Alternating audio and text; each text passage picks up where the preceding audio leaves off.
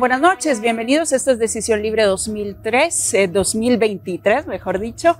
Este es el espacio de entrevistas de Guatevisión y Prensa Libre. Es un gusto acompañarles en este proceso electoral. Estamos realizando análisis y también entrevistas a los candidatos a la presidencia de la República. Hoy precisamente continuamos con ese análisis y para realizar esta entrevista me acompaña el periodista Otto Ángel. ¿Qué tal, Otto? ¿Cómo estás? Hola, buenas noches. Gracias, Alejandra. Gracias por acompañarnos en Decisión Libre 2023. En efecto, así es. Hay que mencionar que estamos a 12 días de las elecciones. Ya los guatemaltecos estamos cerca de poder definir quiénes van a pasar a segunda ronda, si es que eventualmente ocurrirá una segunda ronda, y la renovación de las 340 municipalidades y los 160 escaños en el Congreso de la República, además de las 20 posiciones en el Parlamento Centroamericano. Hoy íbamos a dedicar buena parte del programa al post-debate, pero bueno, como ya es evidente, hubo una suspensión debido a que los candidatos que fueron invitados declinaron participar a discutir aquí en Guatevisión, pero creo que hay mucho de lo que hay que hablar de cara a estos comicios a los que estamos muy cerca.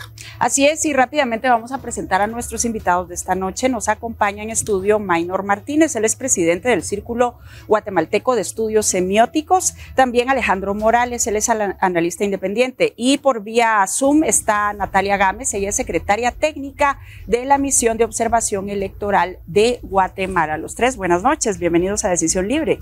Buenas noches, muchas gracias. Bien, vamos a iniciar rápidamente con Natalia Gámez, ella está en línea. Natalia, buenas noches. ¿Cuáles son los aspectos que ustedes observan a apenas 2 semanas del día de elecciones?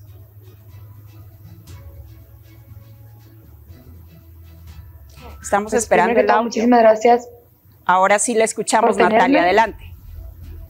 Perfecto, pues les decía que buenas noches, muchas gracias por tenerme. Creo que a 12 días de las elecciones, algunos de los elementos que hay que estar atentos y observar, uno es el tema de las candidaturas y los recursos judiciales. Esto relacionado también a la impresión de papeletas, porque estamos a pocos días ya de las elecciones generales. Creo que el tema del TREP, del Sistema de Transmisión de Resultados Electorales Preliminares, estuvimos en el simulacro hace algunos días y entiendo que la presidenta del Tribunal Supremo Electoral comunicó que se solicitó un informe a la empresa proveedora de la señal de Internet para determinar los puntos de conexión de las elecciones. Vemos esto con buenos ojos, pues la conectividad sabemos que es uno de los principales desafíos para este sistema. Otro de los elementos que son importantes de observar es el llamado al voto. Creemos que es importante que la ciudadanía vaya a ejercer este derecho al sufragio y especialmente que se haga un llamado al voto activo en el extranjero, en Estados Unidos. Sabemos que en 2019 pues solo fueron 734 votos los que se emitieron y esperamos que en este proceso haya mayor participación en Estados Unidos.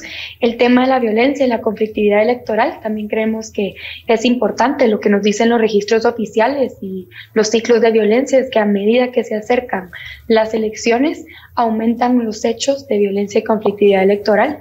En ese sentido, pues que sepa la población que no se deje manipular, que su voto es secreto. Hacer un llamado también a suspender las campañas de desprestigio y a la población a que estén atentos el día de las elecciones y los días previos a que reporten cualquier anomalía a los observadores que puedan identificar en los centros de votación o a las autoridades competentes. Ustedes han hecho pronunciamientos también, Natalia, precisamente este fin de semana con algunas resoluciones que se han dado en cortes, específicamente el caso de los candidatos de 11 distritos de Prosperidad Ciudadana, por ejemplo. ¿Cómo ven el tema de la judicialización de la política hasta este momento? Realmente este es uno de los temas en los que más nos hemos pronunciado. Vemos con muchísima preocupación el uso de recursos judiciales para manipular la competencia electoral. Lo hemos señalado desde el inicio, desde que se conformó la misión en febrero, y vimos con mucha preocupación la resolución de la Sala Quinta de lo Contencioso Administrativo. Sabemos que posteriormente pues la Corte de Constitucionalidad no dio trámite a este amparo, lo rechazó.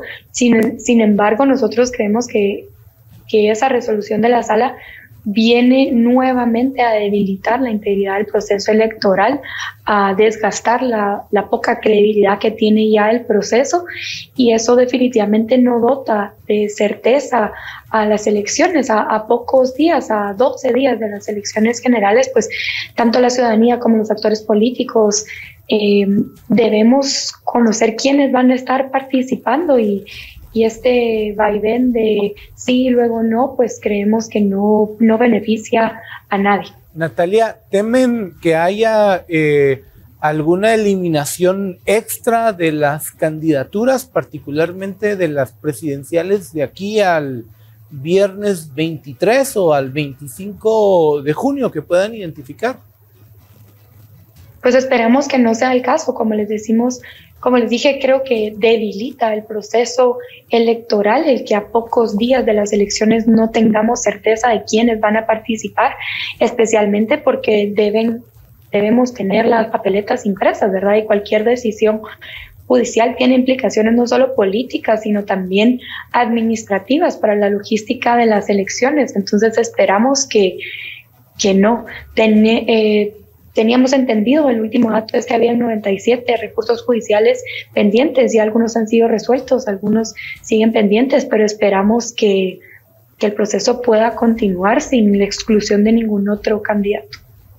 Bien, en ese sentido, Natalia, ustedes hacían un llamado a la ciudadanía y ese tipo de cosas, pero hablemos un poco de lo que ustedes prevén que pueda pasar en estas siguientes 2 semanas. ¿En dónde se encuentra el principal foco de preocupación?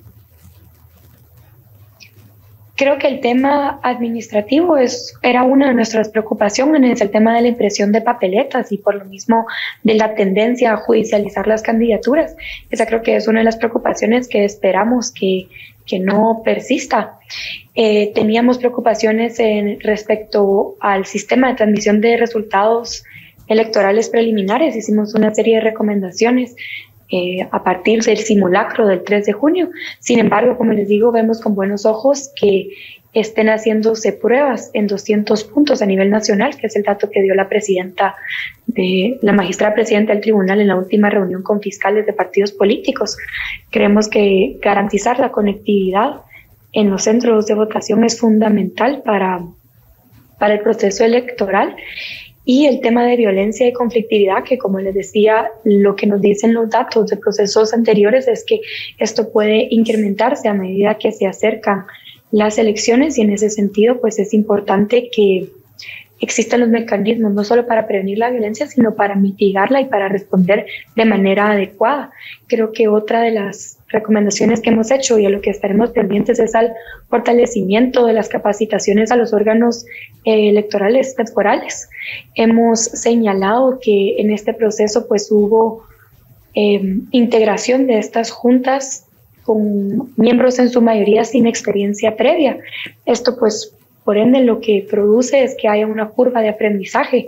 En ese sentido es muy importante poder fortalecer las capacidades y las competencias de los miembros de las juntas electorales, de las juntas receptoras de votos y de los mismos digitadores del TREP, para garantizar que el día de las elecciones pues haya errores mínimos y que en caso de algún incidente pues estos sepan cómo reaccionar y lo hagan de la manera oportuna. Para entenderlo en términos prácticos, Natalia, si hoy ya no, pues, pero mañana una sala cualquiera tomase alguna decisión respecto a una papeleta, particularmente la presidencial o la de lista nacional que cubren los 9.3 millones de votantes, el Tribunal Supremo Electoral no estaría en capacidad de llegar a tiempo para hacer una renovación de las papeletas. ¿Cómo lo ven desde MOE? Pues habría que ver qué protocolos está implementando el tribunal. En ese sentido, es sumamente preocupante, ¿verdad?, la exclusión de un candidato, pero en términos tal vez administrativos, logísticos, es más fácil resolver el tema de las papeletas cuando se excluye que cuando se agrega. Por ejemplo, entiendo que en otros procesos se utilizaron sellos para, por ejemplo, anular dentro de la papeleta hacia estas candidaturas. Habría que ver si el tribunal también tenía presupuestado fondos para reimprimir papeletas. El escenario más complejo, como ustedes bien mencionaban, es en la posible exclusión de un candidato a la presidencia, no solo por las implicaciones políticas que eso tendría para la credibilidad de las elecciones, sino también en materia de logística, porque es la papeleta que se imprime más, ¿verdad? O sea, al final, este 25 de junio tenemos 5 elecciones que se están dando en paralelo, pero no es lo mismo reimprimir una papeleta para una corporación municipal que para la presidencia de la República, que se debe repartir a todos los centros de votación. Entonces, por supuesto que es una situación que preocupa, que de materializarse sería sumamente preocupante. Y en su momento pues tendría que el tribunal salir a indicar si se cuentan con fondos para reimprimir o cuál sería la solución logística que ellos podrían proveer.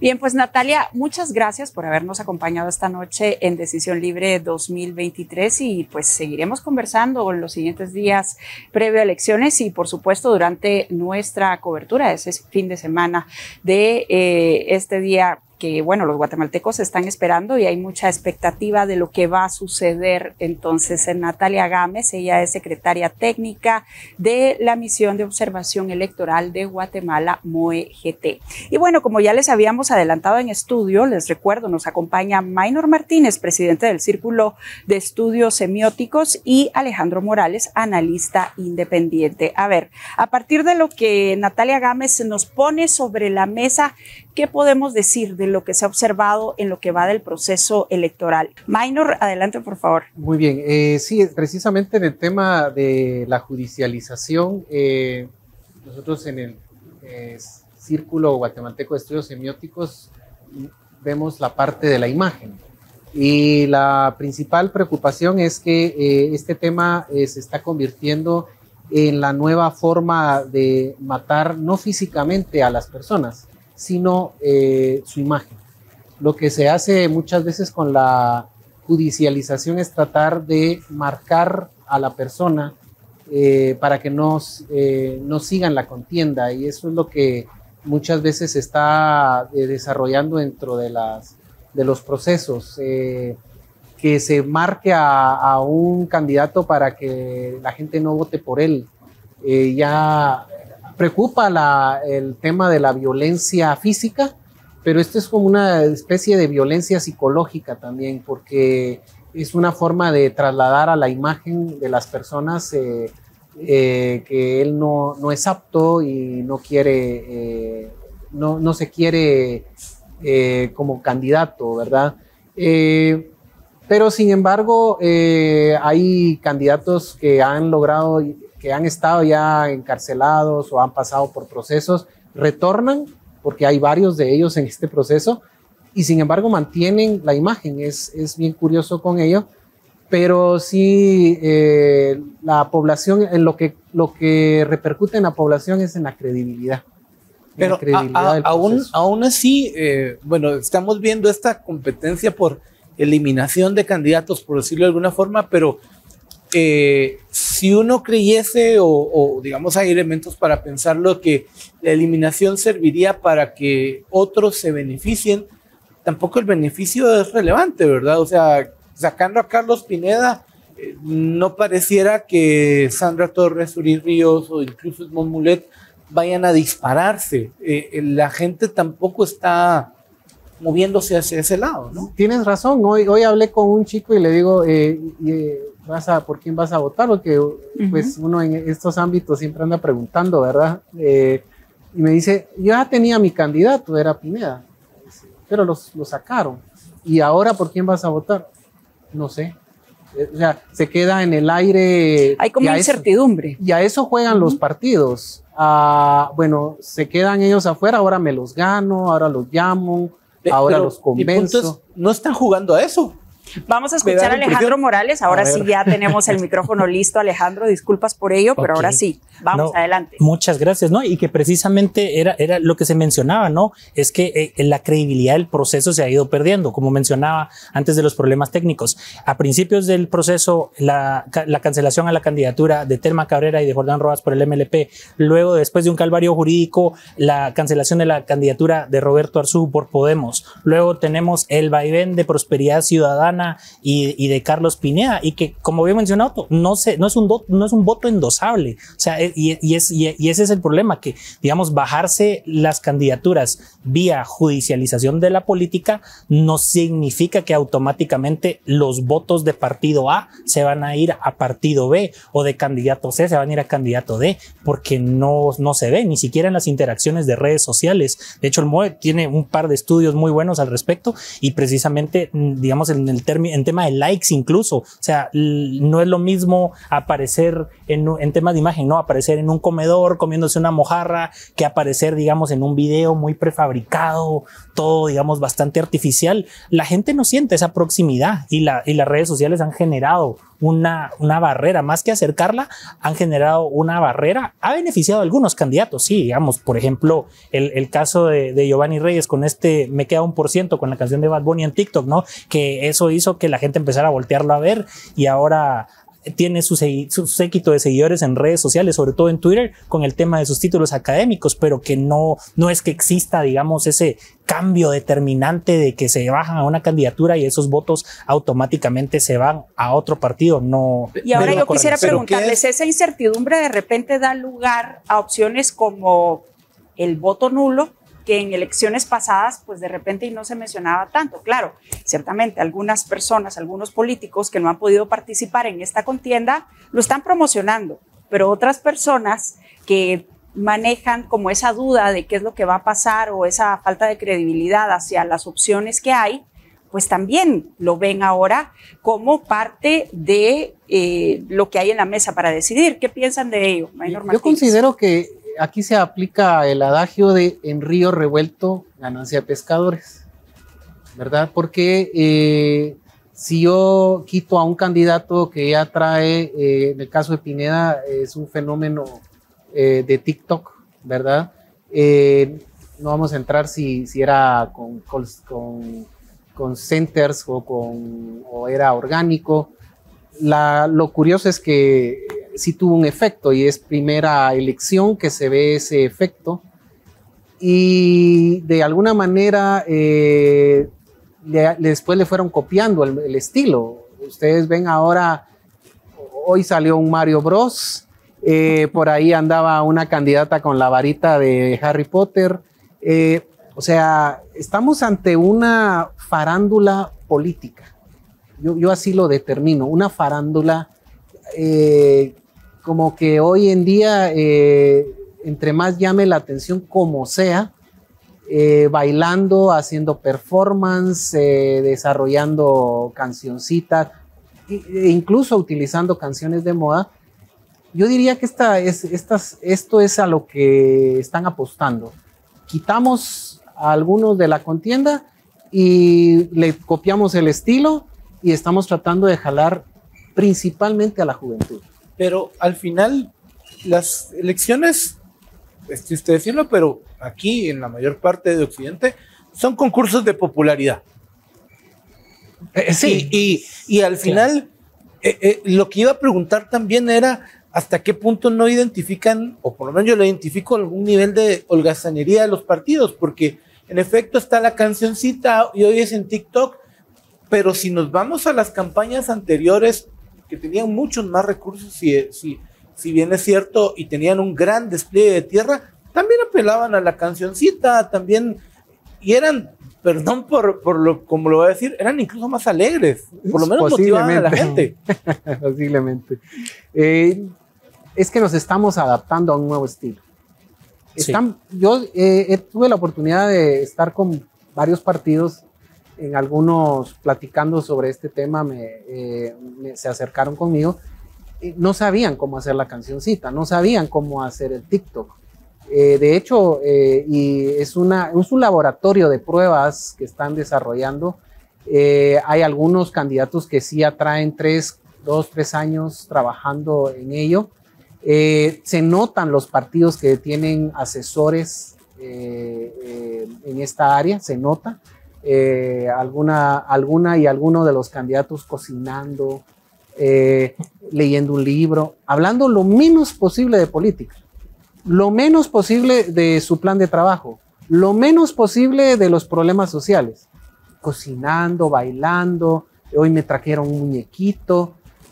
O sea, eso es la novedad de esto. ¿Cuándo dejamos de aprender o cuándo dejamos de crear esos conceptos políticos que llegaban a la gente? Porque puede ser que nos guste o no, pero tuvimos campañas como la de Mano Dura, Cabeza y Corazón, la de Le Toca a Guatemala, la de Ni Corrupto ni Ladrón, la de Alfonso Portillo en el 99. O sea, había en la cultura política guatemalteca por lo menos el esfuerzo de trasladar un mensaje. Bueno o malo son otros 20 pesos, perdón por el coloquialismo, pero que había eso. ¿Cuándo dejamos de hacerlo? ¿Qué dice Alejandro Morales? Yo creo que para sumar un poco, ahí sí que hacer unos matices con lo que Otto mencionaba. Uno es que la credibilidad en la institucionalidad electoral, dígase Tribunal Supremo, dígase partidos, viene en decadencia. Digamos, existe una mayor desconfianza y, digamos, un distanciamiento de la democracia como aquel modelo para cumplir nuestros proyectos de vida. Digamos, la gente ya está cansada, se está cansando, y vemos eso no solo en Guatemala, lo vemos en todo el mundo, en todo digamos, el hemisferio occidental, digamos, en las democracias liberales, que existe este debacle democrático y este retroceso de la democracia. Entonces, ¿qué ha pasado en Guatemala? Y lo vemos es que lo que se trasladaba antes en medios tradicionales y campañas de tierra, ahora está migrando a redes sociales, sobre todo también a partir de la coyuntura de 2016 específicamente, con la reforma a la ley electoral, porque pasamos de un modelo, digamos, donde los partidos y los políticos empezaban con sus programas de televisión unos cuantos meses antes que los amigos de Otto, los amigos de Alejandra, o charlando con Otto, ¿no? Y entonces, ¿qué era lo que pasaba? Que no existía una regulación. Básicamente era el que tuviera más plata se posicionaba antes, con miras a las siguientes elecciones, y con la reforma de 2016 que se corrigió un poco, pero nos fuimos al extremo. Ahora, digamos, toda esa gran campaña de tierra, la pauta en radio, en televisión, ahora ha migrado a redes sociales. Y que con el tema de las sanciones también, ¿no? Que antes las sanciones eran de risa, los partidos políticos las pagaban. Ahora una sanción de $50,000, digamos que nos fuimos al otro extremo, que los partidos políticos ahora tratan de evitar hablar lo más posible de propuesta. Y que otro tema importante que pasa en Guatemala es que tenemos partidos institucionalmente débiles. ¿Qué quiere decir eso? Que la propuesta política no pega. Pega más el diputado haciendo, el candidato haciendo el tren de Mario Bros, o la candidata con la canción de Piches, Piches, Piches. Entonces, al final del día... Y que de repente y eso se está viendo más en esta exactamente, elección. En redes sociales, y sobre todo con el montón de filtros que hay ahora para poder buscar la viralidad. Vamos a seguir conversando del tema al regresar de la pausa. Tenemos que ir a este corte en Decisión Libre 2023. Hoy tenemos a 2 analistas en el estudio, así que quédense con nosotros, ya volvemos. Gracias por continuar con nosotros. Esto es Decisión Libre 2023. Hoy en el estudio nos acompañan 2 analistas. Se trata de Maynor Martínez, él es presidente del Círculo de Estudios Semióticos de Guatemala, y también Alejandro Morales, él es analista independiente. Para realizar esta entrevista, el periodista Otto Ángel. Continuamos entonces, Otto. Gracias. A ver, ya más o menos asomaba mi pregunta, pero quisiera que la pudiésemos aterrizar. ¿De qué se trata esta campaña? Y quiero decir, tuvimos, como lo decía en algunos momentos, campañas que se trataban de mano dura o mano guada, cortesía de Roxana Valdetti. Tuvimos campañas en las que los candidatos discutían si las carreteras se comían o no se comían. Tuvimos una campaña Ni Corrupto ni Ladrón. Tuvimos una campaña que era un plebiscito para ver si elegíamos a Ríos Montt, y después, cuando pasamos a segunda ronda y Ríos Montt pasó, pues se relajó bastante la campaña. Pero visto lo visto, ¿de qué se trata esta campaña de 2023? A ver, ¿qué dice Maynor Martínez? Pues yo diría que es una campaña sui generis, o sea, con ese nuevo enfoque hacia las redes, hacia lo viral, hacia lo viral. Solo para darles un dato que vimos nosotros en el CEGES, no voy a mencionar el nombre porque no quiero beneficiar ni perjudicar a ningún candidato, pero un candidato o candidata X que tenía algo así como 56,000 menciones, logró generar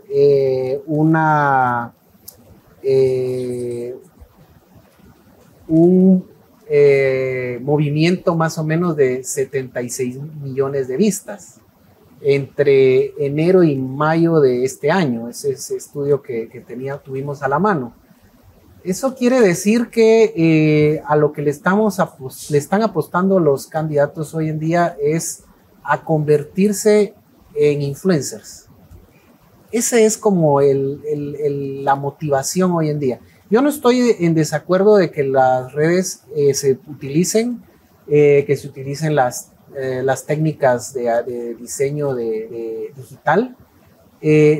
A lo que quizá yo le pondría una pregunta hacia los candidatos es ¿por qué denigrar la figura del candidato a quererme convertir en un producto de redes sociales? Sí, a un producto de redes sociales, a un Instagramer, a un YouTuber, a un TikToker, porque al final no se van a ver bien. Y en todo caso, ver qué tanto se traduce eso en un voto. O sea, cómo se pasa del aire a la tierra. ¿Qué dice Alejandro Morales? No, y es que es complejo porque al final del día no, como mencionaba previamente, no hay una institucionalidad fuerte, no existe, digamos, una propuesta de principios, de valores. Porque como bien mencionaba Otto, sí, en las democracias termina siendo un concurso de popularidad, pero al final del día existe, digamos, un mensaje o, digamos, las elecciones suelen girar en torno a ciertos temas, ¿no? Pero en lo que respecta al proceso electoral de Guatemala y sobre todo a las candidaturas presidenciales, cada binomio lleva su propia propuesta. Está el tema de la pena de muerte, hay otros que se quedaron con el discurso anticorrupción y así empezamos a hilar fino y cada quien, digamos, lleva su propia propuesta. Y detengámonos ahí, Alejandro Morales, o sea, ¿qué tanto se está profundizando en las propuestas? Porque Muy vemos poco. títulos. Claro. Y cuando se pregunta a los candidatos, que hemos tenido ya a casi todos por acá, difícilmente se llega a aterrizar en puntos específicos, es decir, en acciones. Se analiza el problema, que los guatemaltecos lo vivimos en carne propia o los vivimos en carne propia, pero poco se habla de las acciones. ¿Por qué?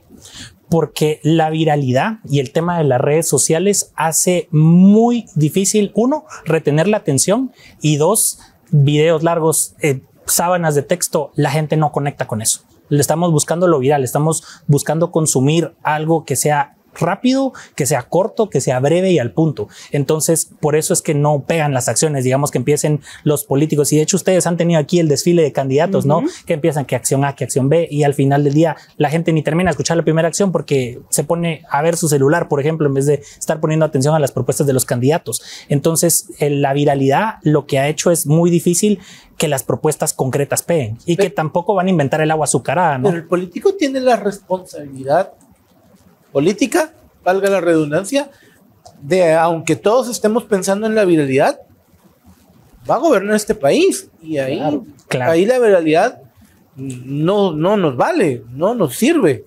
Las decisiones se toman afectando a un montón de gente. Yo diría que de alguna manera le están apostando a veces al efecto Bukele, ¿verdad?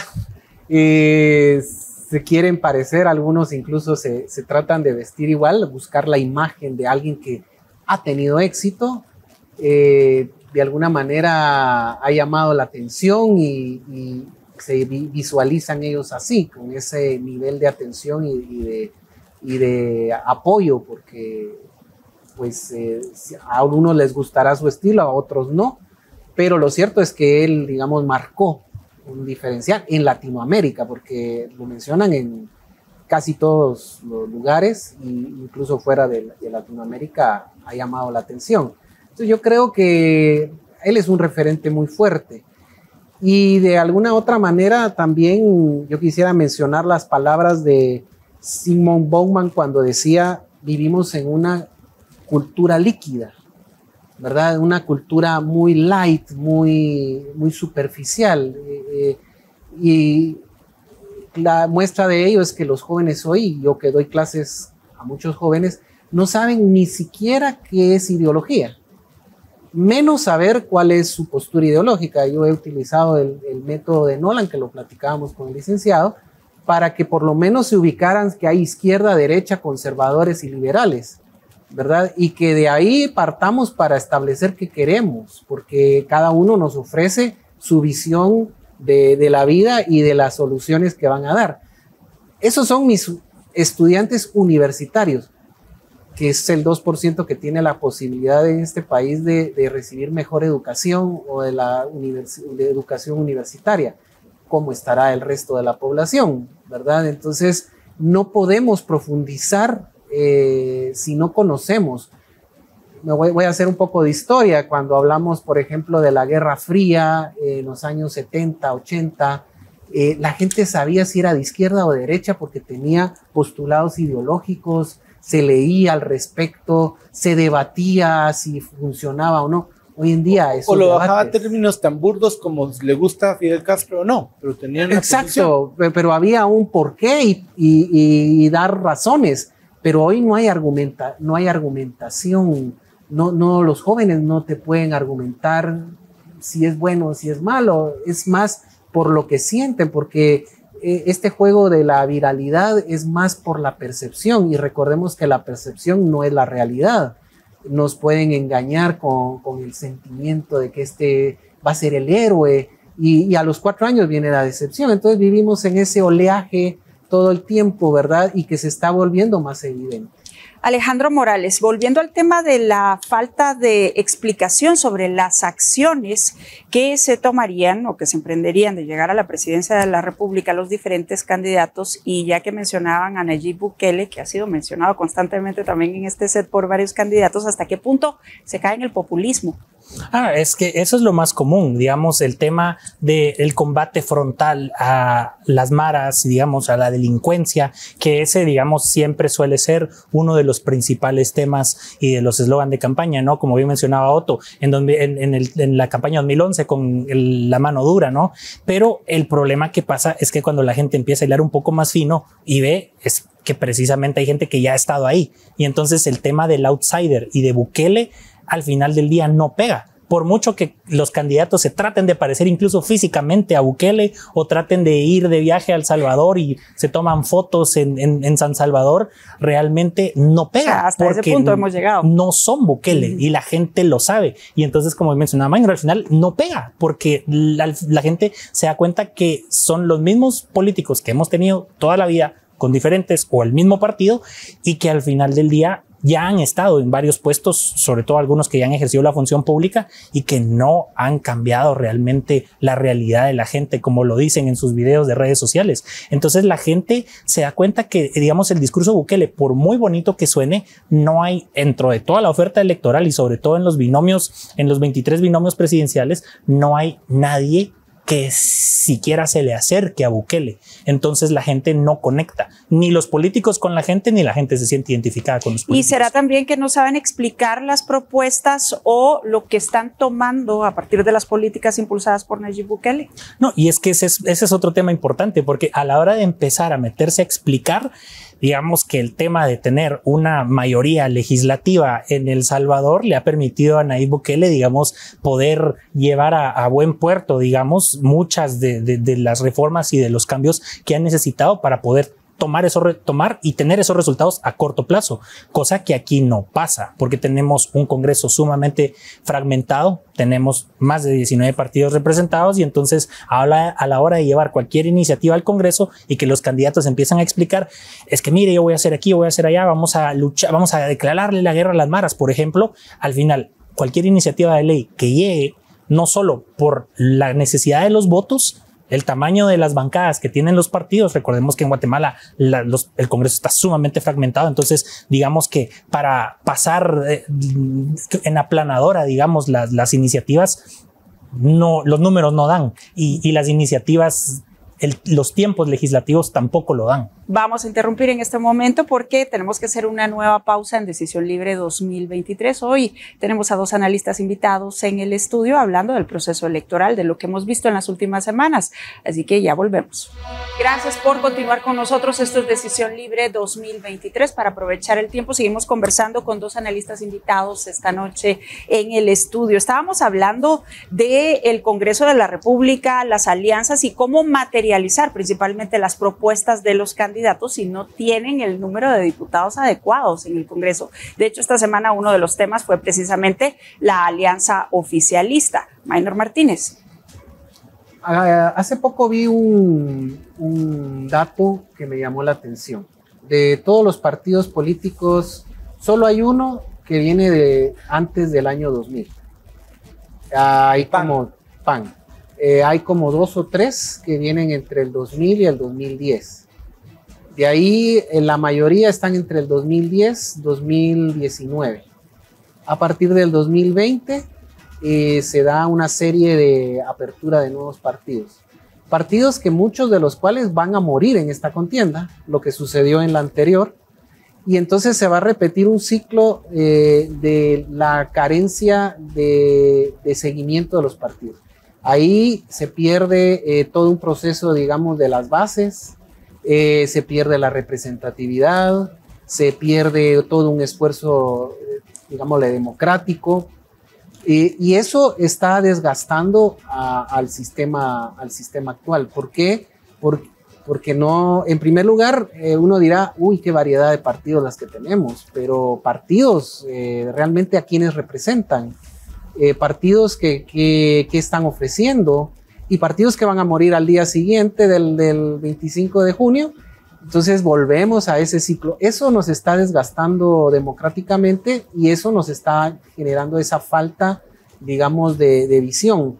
En los partidos de anteriores había incluso escuela de gobierno, había un trabajo ideológico, una generación de, como en el fútbol, ¿verdad? Que tenemos las bases y van creciendo. O sea, ustedes observan cada vez más deterioro en los partidos políticos. En el sistema en general está habiendo un deterioro que se refleja a la hora como en este momento de las elecciones. Y a eso se suma Alejandro Morales, que lo hablábamos fuera de micrófonos, el tema de los partidos satélites, el transfugismo y ese tipo de cosas que se ha agudizado en este proceso electoral. Exactamente, vemos varios candidatos que han migrado, digamos, de los partidos donde fueron originalmente electos y que sobre todo a nivel de junta directiva encabezan, digamos, nadie va abajo de la casilla 3 en distritos grandes, digamos que son esos distritos que meten más de 10 diputados, digamos, están medianos y grandes, entre 6 y 10 o de 10 para arriba, que sería Listado Nacional, Departamento de Guatemala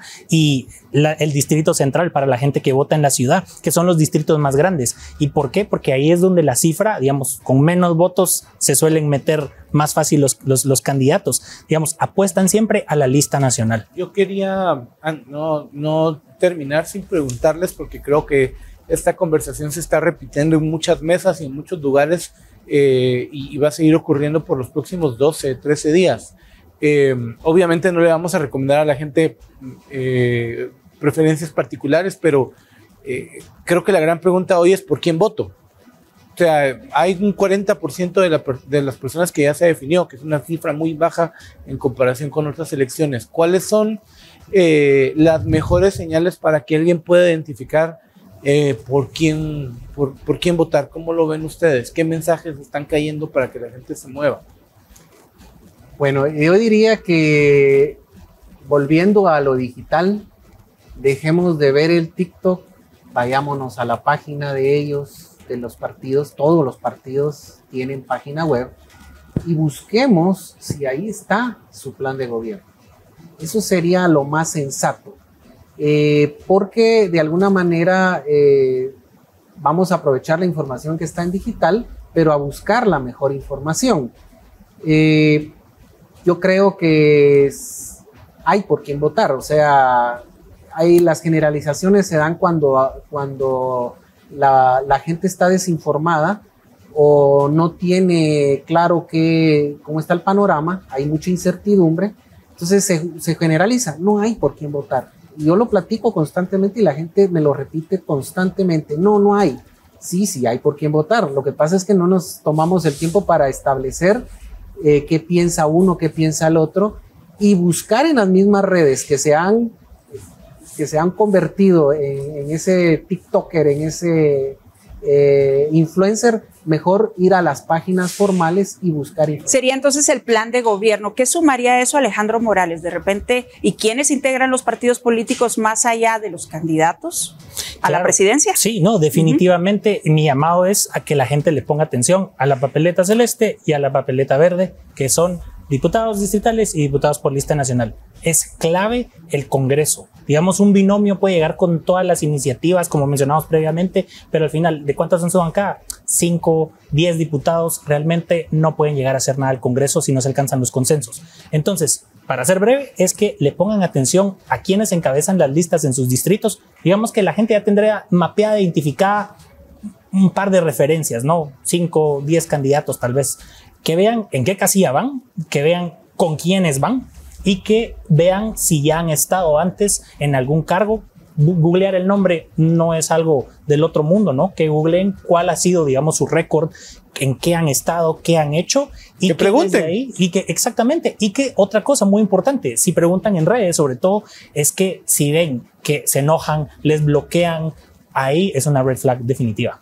Bien, tenemos que despedirnos, se fue el tiempo, pero en 2 palabras, 30 segundos, ¿cómo definirían este proceso electoral ya para despedirnos? Alejandro Morales. Lo vería muy banal y desgastado. Bien, Maynor Martínez. Considero igual que es experimental. Así lo veo yo en muchos partidos.